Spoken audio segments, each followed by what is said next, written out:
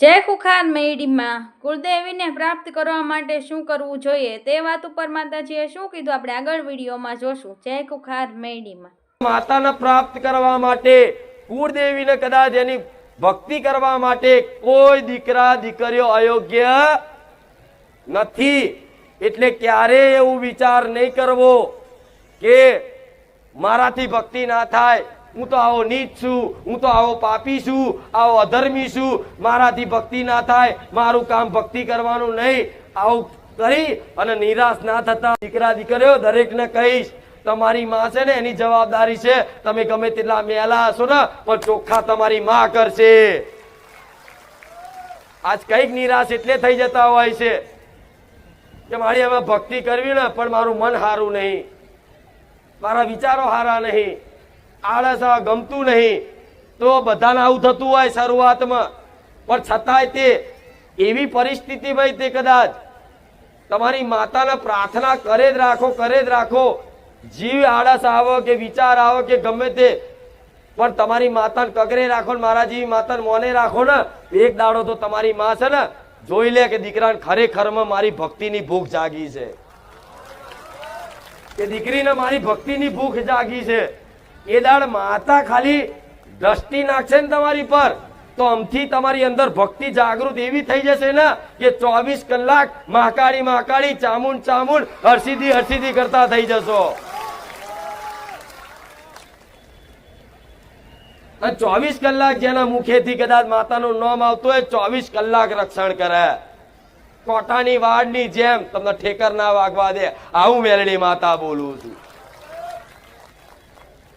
અને કદાચ ઠેકરાઈ વાગી જાય ને તો વધારે નુકસાન થવાનું હોય ને તો આટલામાં પતાઈ દે તમારી માં। માતા ભક્તિ કરતા નુકસાન આવે તે પણ કદાચ મોટું થવાનું હોય નોનામ પતાઈ દે એ તમારી માતા। પણ ભક્તિ આલું છું તમારી માતાની।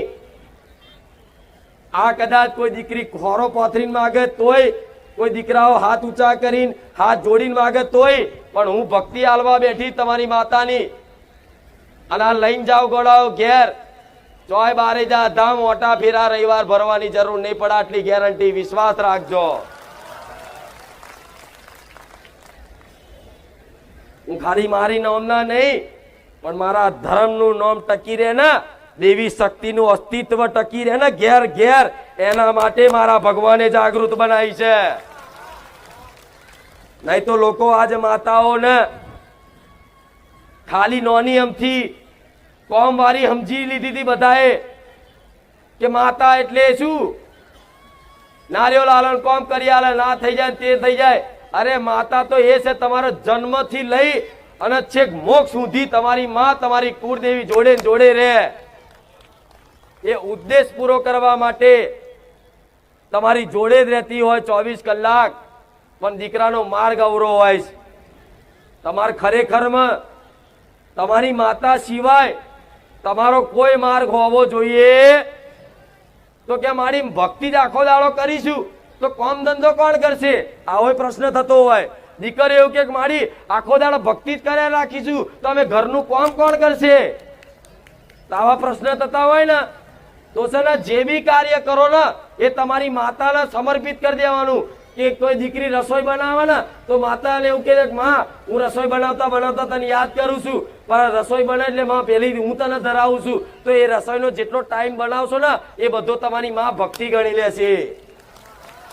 કોઈ દીકરો નોકરી કરતો હોય ને 8 કલાક તો 8 કલાક નોકરી કરો ને તો નોકરીમાં તે કદાચ અમથા ગપ્પાડા મારો એના કરતા માતાની કોઈ ભજન સાંભળો, પ્રવચન સાંભળો, સ્તુતિ સાંભળો, એ બધું સારું સારું જ્ઞાન સાંભળવાનું મન થાય એ રીતે સાંભળી રાખો ને તો 24 કલાક તમારી માતાની ભક્તિ આ ભક્તિ જ કહેવાય છે। પછી કે મઢમાં બેસી રહેવાનું હોતું, પછી તને કહેતા પહેલાના ગઈડ્યા 12 મહિને દીવો કરતા તોય માતા હાકા પાયે રહેતી, અને રોજ અખંડ કરે છે તોય માતાઓ બોલતી, કૃપા કરતી। એનું કારણ શું, ગઈડ્યા ભલે તમારા 12 મહિને એક જ વાર કરતા પણ 24 કલાક કદાચ ખેતી કરવા જાય ને તોય માતાને જ આગળ રાખે, કોઈ વ્યાપાર ધંધો કરવા જાય ને તોય માતાનું નામ હોય, કોક હોમે મળે ને તો કે જય મા કાળી, જય માતાજી, રામ રામ. જોયું છે ને આ બધું પહેલાના જમાના?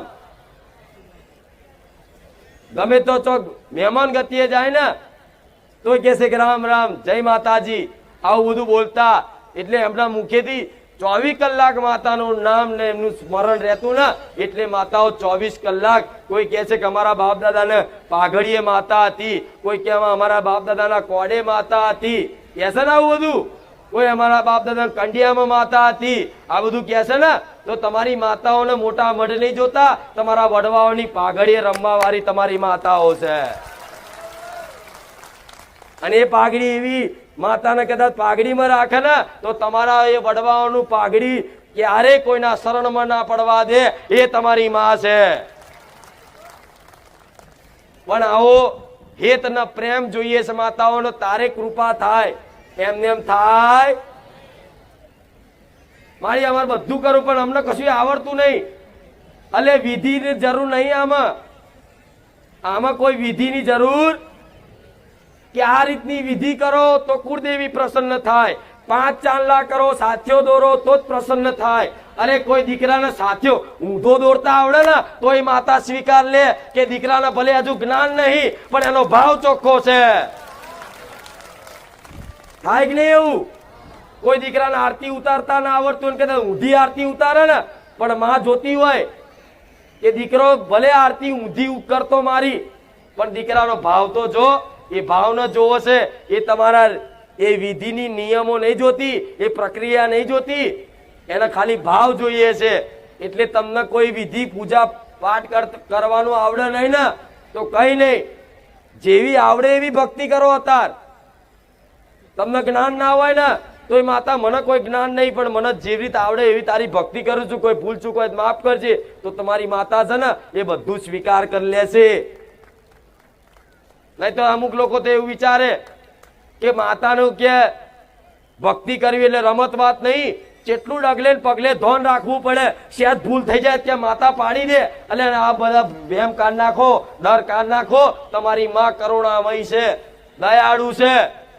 જેટલી ભગવાનને દયા નહીં એના કરતા માતાના વધારે દયા હોય. આવું જોયું છે ને, વાપર્યું છે ને? તો કે સેજ ભૂલ થઈ જાય તો કે માતા મારી નાખે. શું મારી નાખે? કોઈ દીકરો કે મેરડીનું કે એક નારિયેળ રહી જાય ને તો પેઢીએ ના છોડે. એટલે હું ગોડી છું એક નારિયેળમાં, હું પેઢીઓ ઊંધી એને ચોટી રહું? આ બધા વ્યામ ગોળાઓ બધા વ્યામ ગાલ્યા છે મગજમાં. એક નારિયેળમાં કે મેરડી ના છોડે, એક નારિયેળ બાકી રહી ગયો ને માકાડી ના છોડે. અરે એક નહીં, 1000 નારિયેળ ભૂલી ગયા હોય ને પણ તમારો ભાવ એવો ને એવો હોય ને તો 1000 નારિયેળ ભૂલી જવું માતા. કોઈ માતા બાધા મોનતા કશી પકડી નહીં રાખતી. પણ એ માતા ક્યારે વધારે ખીજાય જ્યારે કોઈ વ્યક્તિ કોઈ માનતા બાધા રાખે કોઈ જગ્યાએ અને એનું કામ 15 દિવસ કીધા હોય, 15 દિવસમાં કદાચ એના પહેલા થઈ ગયું હોય અને એ વ્યક્તિ જો એવું વિચારે ને કે આ તો થવાનું હતું થઈ ગયું, કરીશ બાધા ચાલશે, તારે માતા આવે કે લે તને હજુ અભિમાન હોય ને કે આ કામ મેં કર્યું છે તો તારું અભિમાન ના તોડી નાખું તો મારું નામ માતા નહીં. પછી કામ બગડે ને એટલે પાછો નારિયેળ વધેરવા જાય. હારું મારી ભૂલી જવું. સમજા પડી? એટલે આવા અત્યાર સુધી તમે જેટલી બાધાઓ મોનતાઓ નારિયેળો મોન્યા છે મારા સાનિધ્યમાં આવો છો ને તો બધું માફ કરાવી દઈશ. બોલો વિશ્વાસ છે? વિશ્વાસ છે? તમારી માતાઓને કહી દઈશ કે જા તારા વડવા હોય જેટલા કદાચ ગુના કર્યા હોય, જેટલી મોનતાઓ બાધાઓ અને મોડવા કદાચ બાકી રહ્યા હોય, કોઈ વ્યવહાર બાકી રહી ગયા હોય પણ આ તારા દીકરાઓને ખંચેરીને ખોરે લઈ લે, બધું છોડ દે, માફ કરી દે, જા. તો કાલથી તમારી માતા એ માફ કરી દે. કાલથી નવો હિસાબ ચાલુ કરવાનો. પણ નવા હિસાબમાં ક્યારેક પોતાની કુળદેવી જોડે માનતા રાખવી. આ દરેક દીકરા દીકરીઓ દરેકને જેટલાને મારો અવાજ સંભળાતો હોય દરેકને કહીશ, ક્યારેક પોતાની કુળદેવીની માનતા કે બાધા રાખવી. કેમ? કેમ? એ તમારી માં છે, તમે એના હકથી કહી શકો છો પ્રાર્થના કરીને કહી શકો છો, એને નમન કરીને કહી શકો છો. અને ઘોડા વડવાઓ તો એ જોયેલા છે કે પેલા માતાઓ નોગરી કરીને કહેતા કે માતા તું મારી માં છું. જોયું છે ને આવું? તો તમારી માની ફરજ છે તમારું કામ કરવાની. તો પોતાની માતા જોડે સોદા હોય કે મારી નવું બાઈક લાવી દઈશ ને તો હું તને 5 નારિયેળનું તોરણ ચડાવીશ. નહીં, એને એવું કહેવાય મારે નવું બાઈક લાવવું છે. નારિયેળ બોરિયેળ હરખથી કરે બરોબર છે, પણ કોઈ માનતા